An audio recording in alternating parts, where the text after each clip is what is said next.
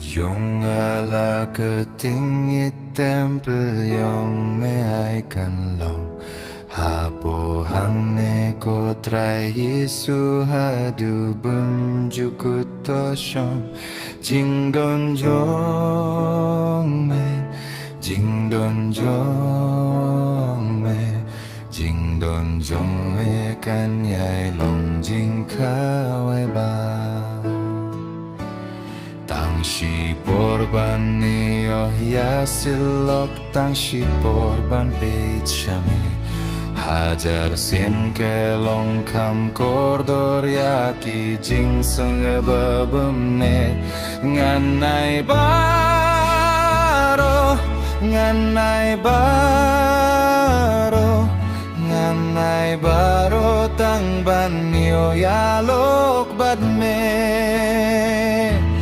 Tobi tati aki kinjiri to pelat kamen semi Ngala tait ba shong ha jinggung wa to anjing shay kasengi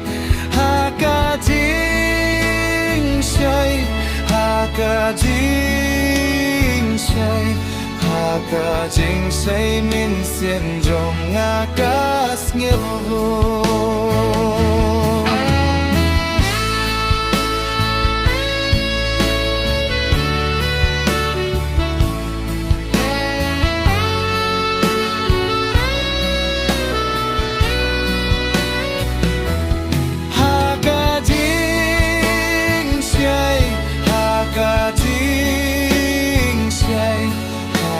Jing say min sin jong akas ngil